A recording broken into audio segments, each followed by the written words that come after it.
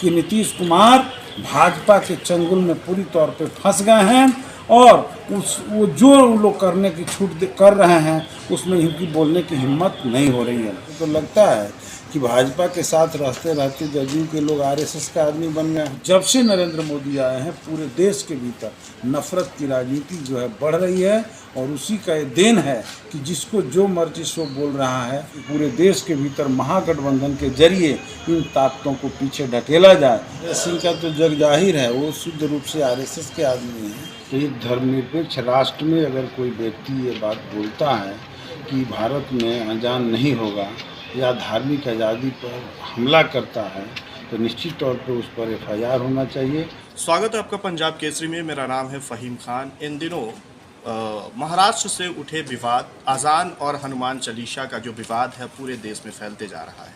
बात अगर बिहार के सिवान जिले की जाए तो सिवान जिले के जो सांसद हैं, जदयू से सांसद कविता सिंह, उनके पति अजय सिंह का भी एक विवादित बयान जो है कि सामने आया है। किसी कार्यक्रम में मीडिया से बातचीत करते वक्त उन्होंने कहा कि यह हनुमान का देश है, यहाँ हनुमान चालीसा होगा, अगर आज़ान करना है, आज़ान देना है तो पाकिस्तान जाना होगा। इस तरह का विवादित बयान आया, जिसके बाद बिहार, सिवान सहित पूरे बिहार की जो राजनीतिक गलियारे में है उसमें जो है कि भूचाल आ गया है।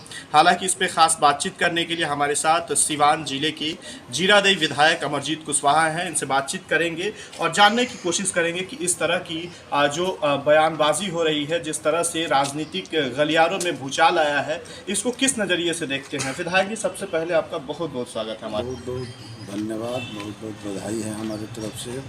और आपने जिस प्रश्न को उठाया है, ये अजय सिंह द्वारा दिया गया बयान कि यह हिंदुस्तान हनुमान का देश है और अनजान करने वाले पाकिस्तान चले जाएं, ये सीधे सीधे संविधान विरोधी वक्तव्य है। भारत के संविधान की प्रस्तावना में ही ये बात साफ साफ लिखा गया है कि भारत एक धर्मनिरपेक्ष राष्ट्र है। तो एक धर्मनिरपेक्ष राष्ट्र में अगर कोई व्यक्ति ये बात बोलता है कि भारत में अनजान नहीं होगा या धार्मिक आज़ादी पर हमला करता है तो निश्चित तौर पर उस पर एफआईआर होना चाहिए। ये धार्मिक आज़ादी पर किसी के हमला हिंदुस्तान के संविधान करने का इजाज़त नहीं देता है। जहाँ तक नीतीश कुमार जी की बात है तो जदयू के बड़े नेता हैं और बिहार के मुख्यमंत्री हैं और अपने चहेता को टिकट दे करके यहाँ से कविता जी को एमपी बनाए हुए हैं और उनके पति द्वारा इस तरह के वक्तव्य दिया जाता है तो हमको लगता है कि नीतीश जी को इस पर जवाब देना चाहिए कि उनके एमपी के पति और वो भी जदयू के मेंबर हैं और इस तरह के वक्तव्य दे रहे हैं। इससे तो लगता है कि भाजपा के साथ रहते रहते जदयू के लोग आरएसएस का आदमी बन गए हैं जी। और इनका तो जग जाहिर है, अजय सिंह का तो जग जाहिर है, वो शुद्ध रूप से आरएसएस के आदमी हैं और उनको नीतीश कुमार जी कैसे अपने पार्टी में रखते हैं, इसका मतलब आरएसएस वालों को संरक्षण दे रहे हैं। तो आरएसएस वाले जो लोग हैं उन लोगों का ये वक्तव्य बिल्कुल ही इसी तरह के देते रहते हैं। पिछले दिनों विधानसभा के भीतर कुछ विधायकों ने वक्तव्य दिया जिसको लेकर के हम लोगों ने जम करके विरोध किया था कि भाई हिंदुस्तान में इस तरह के वक्तव्य, ये संविधान विरोधी है, लोकतंत्र और देश के संविधान पर हमला है और इसको यदि अगर कोई करता है तो निश्चित है कि उसे देश की जनता के सामने सबसे पहले माफ़ी मांगना चाहिए। अगर वो माफ़ी नहीं मांगता है और इस तरह के वक्तव्य दे रहा है तो उस पर एफआईआर होना चाहिए। विधायक जी, जिस तरह से हिजाब का मामला उठा था, कर्नाटका से हिजाब का मामला उठा, इस तरह के तमाम जो है कि देश में मुद्दे उठते रह रहे हैं।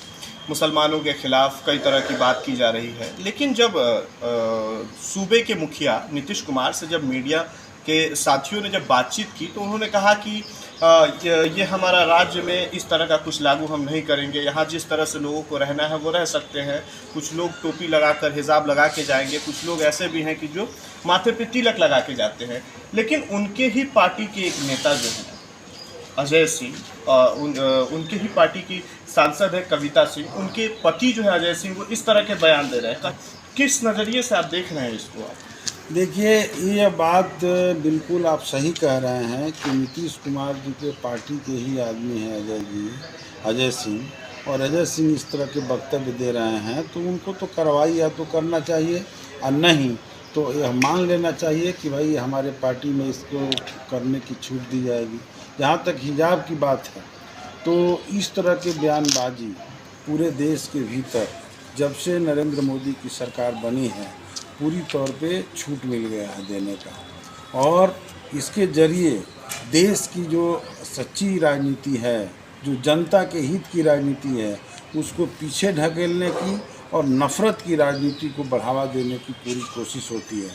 आज हम देख रहे हैं कि देश की जनता महंगाई से तबाह है। हम देख रहे हैं कि देश की पूरी संपदा मुट्ठी भर लोगों के हाथ में चला जा रहा है। हाँ, आंकड़े जो बता रहे हैं कि 50% संपत्ति के मालिक महज 9 देश के बड़े कॉर्पोरेट घराने हैं। हाँ, और हमारे हिंदुस्तान के सारे संपत्ति को भाजपा के सरकार द्वारा अडानी और अंबानी के हाथ बेचा जा रहा है। तो इस तरह के मामले को लेकर के देश की जनता लड़ रही है, किसान लड़ रहे हैं। आपने देखा किसानों ने लंबी लड़ाई करके एक काले कानून जो लाया गया था उसका विरोध करके उस पर जीत हासिल किया। तो जब जनता अपने सवालों पर आगे बढ़ रही है, जब लोग रोजगार की बात नौजवान कर रहे हैं, जब छात्र नौजवान शिक्षा की बात कर रहे हैं, जब गरीब गुरबे लोग जो है अपने हक अधिकार रोजी रोटी की बात कर रहे हैं, तो इन सारे मामले पर राजनीति न हो इसके लिए सांप्रदायिक एजेंडा को सामने ला दिया जाता है, नफ़रत की राजनीति को बढ़ावा दिया जाता है। और जब से नरेंद्र मोदी आए हैं पूरे देश के भीतर नफ़रत की राजनीति जो है बढ़ रही है, और उसी का ये देन है कि जिसको जो मर्जी सो बोल रहा है। ये बोलने के पीछे ऐसा नहीं है कि वो अनजाने में बोल रहे हैं, वो सचेत तरीके से भाजपा की ये कोशिश है कि इस तरह के वक्तव्य दे करके समाज में सामाजिक ध्रुवीकरण पैदा किया जाए, हिंदू मुस्लिम का बंटवारा किया जाए, और जनता की राजनीति पर नहीं बल्कि सांप्रदायिक राजनीति के जरिए वोट हासिल किया जाए। विधायक जी, जिस तरह से अजय सिंह का बयान आया और उसके बाद लगातार राजनीतिक गलियारों में भूचाल है, सिवान जिले के तमाम लोग जो हैं, तमाम जो नेता हैं वो जो है कि बयानबाजी कर रहे हैं, उन लोगों से क्या कुछ अपील करेंगे, सिवान की जनता से क्या कुछ? नहीं, हम तो सीधे तौर पे कहना चाहेंगे कि इन लोगों के बातों में न आवे। यह देश एक सेकुलर देश है, यह हिंदू मुस्लिम एकता के प्रतीक का देश है, यह गंगा जमनी तहजीब इस देश में कायम रही है। इस देश के आज़ादी की लड़ाई में हिंदुओं से कहीं ज़्यादा आगे बढ़ कर के मुसलमानों ने कुर्बानी दी है। हम कहना चाहते हैं इनसे, अजय सिंह को इस बात का जवाब देना पड़ेगा, या नीतीश कुमार को इस बात का जवाब देना पड़ेगा कि इस मुल्क की आज़ादी की लड़ाई में बहादुर शाह जफर के 4 बेटों की लाश काट करके गर्दन को परोसा गया था, लेकिन उन्होंने कभी भी अंग्रेज़ों के सामने नतमस्तक नहीं हुए। उन्होंने बल्कि अंग्रेज़ों की लड़ाई लड़ते लड़ते अंततः उनको इस मुल्क के भीतर दफन के लिए ज़मीन तक नहीं मिली थी, और वो रंगून में आज उनका मज़ार है। मैं कहना चाहता हूँ कि इस देश में बहुत बड़ी कुर्बानी, साजी शहादत रही है इस देश की, साजी विरासत रही है इस देश की, और इस साजी शहादत और साजी विरासत को अगर कोई तार करने की कोशिश कर रहा है तो यहाँ हमारी पार्टी भाकपा माले वामपंथ पूरी तौर पे मजबूती के साथ, और अभी तो बिहार के भीतर, और हम चाहते हैं कि पूरे देश के भीतर महागठबंधन के जरिए इन ताकतों को पीछे ढकेला जाए। और जहाँ तक नीतीश कुमार की बात है या जदयू की बात है, तो अब जदयू को तो मैं कहना चाहता हूँ कि नीतीश कुमार जी अलग पार्टी बना के रखने का कोई मतलब नहीं है। जब आपके सारे नेता आरएसएस और भाजपा का ही वक्तव्य दे रहे हैं तो आप आरएसएस भाजपा के पार्टी में अपने को विलय कर दें, तो यही बात सही होगा। और नहीं तो तब यह बात सिद्ध हो रहा है कि नीतीश कुमार भाजपा के चंगुल में पूरी तौर पे फंस गए हैं, और वो जो लोग करने की छूट कर रहे हैं उसमें इनकी बोलने की हिम्मत नहीं हो रही है।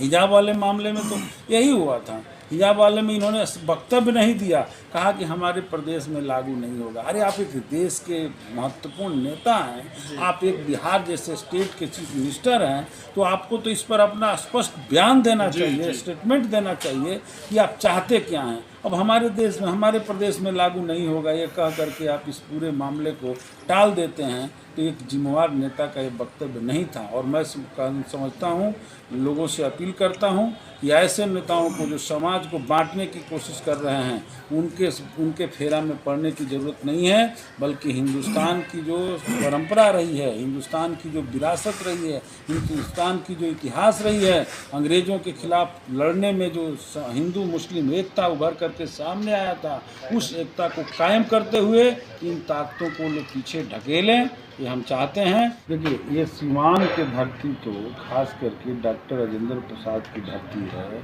मौलाना मजरुल हक की धरती है। यहाँ से राहुल संकीर्तन जैसे महान विचारक, समाजवादी आंदोलन के नेता पैदा हुए हैं। यहाँ तो दोनों का एकता का एक ज़बरदस्त मिसाल रहा है समाज में, और ऐसी जगह पर अगर कोई व्यक्ति इस तरह के वक्तव्य देता है तो हमारी पार्टी जो इसके खिलाफ लड़ती है, निश्चित तौर पे लड़ेगी, और ऐसे लोगों को कहीं से 1 इंच जगह सीवान की धरती पर नहीं देगी। चलिए, तो ये जीरादेई के विधायक अमरजीत कुशवाहा जी थे जो अपनी बात बेबाकी से रख रहे थे। हालांकि जब से ही कविता सिंह के पति, सांसद कविता सिंह के पति अजय सिंह का जो विवादित बयान सामने आया है, इसके बाद पूरे सीवान जिले में एक भूचाल सा केवल इन विवादित बयानों के ऊपर टिप्पणी चल रही है और कमेंट और शेयर का मसला चल रहा है। हालांकि जिस तरह से विधायक जी अपनी बात रख रहे थे, ऐसी तमाम खबरें हम आपको दिखाएंगे।